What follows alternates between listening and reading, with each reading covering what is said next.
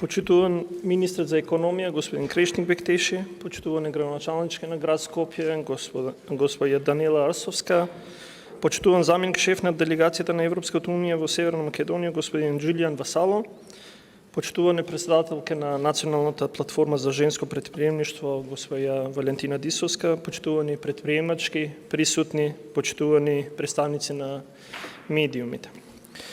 Само една година од денеска, заедно со голем дел од присутните денеска овде, на моја голема радост го одбележавме тогаш зародишот на оваа идеја која денеска го реализираме на првиот годишен самит на Националната платформа за женско предприемништво. Ова знам дека е прв од многуте кои секоја година ќе одбележуваат зголемено учество и интегрирање на жените во предприемништвото, овозможувајќи им поддршка и соработка и создавајќи едно општество и бизнис клима, кои нема да демонстрираат никаков вид на дискриминација. Инклузивното општество е европско општество, а нашата европска визија е јасна.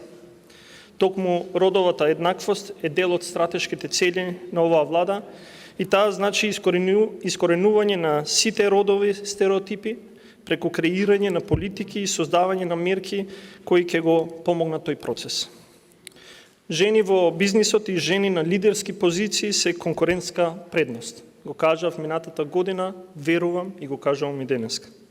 Но за да можеме да стигнеме до оваа додадена вредност, која сите нас ќе не поведе напред, треба сите сили и намери да ги насочиме кон повеќе слојна системска поддршка за креирање на обкружување во кое сите имаат еднакви можности.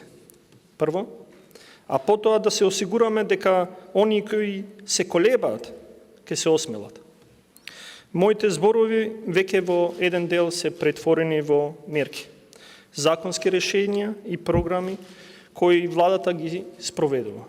Еве неколку. Оперативниот план за активни програми и мерки за вработување, со кои и во оваа година се планирани на вистина значајни средства за самовработување и основање на собствен бизнис. Од оваа година има една од најсуштинските значајни системски промени. Воведовме принципот на инклузивност и диверситет, а со кој што за прв пат жените имаат предност 60 наспроти 40 во однос на мажите. Затоа што такви афирмативни мерки треба да се преземат за да се направи разлика. Покрај ова, Фондот за иновации и технолошки развој во 2020 година објави нов инструмент – кофинансирани грантови за технолошки развој за надминување на последиците од COVID-19. Повикот и во 2021 беше исто така објавен. А како подкритериум во овие два повика за оценување на овој инструмент, исто и како кај оперативниот план за вработување, го воведе и рамномерниот регионален развој и рамномерната родова еднаквост, тоа е застапеност.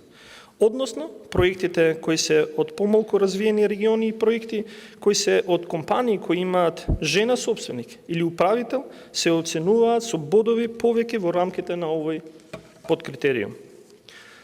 И секако, сметам дека за поздравување и тоа што во вкупното портфолио на компании кои ги поддржува Фондот за иновации и технолошки развој, ако изнесува над 700 компании, околу 42% се компании кои ги управуваат и водат жени и притоа реализираат проекти во вкупна вредност од над 20 милиони евра. Велат, дискриминацијата е начин како некого да убиеш без да биде пролеана крв. Со неуспевањето на креирање еднакви шанси, безбеден простор, системски решенја и поддршка, кога таа е најпотребна, умира по еден сон. Јас сакам да ја видам сета светлост во очите на сите оние чии сон ќе стане јавен. А знам дека сум во просторија која е полна со жени и мажи кои го сакат истото што и јас. На секој еден од нас, денеска, тука, задача ни е да бидеме гласници за ова да стигне до сите. Руралната жена, студентката која завршува со своите студии, а која размислува како може својата замисла да ја претвори во бизнис.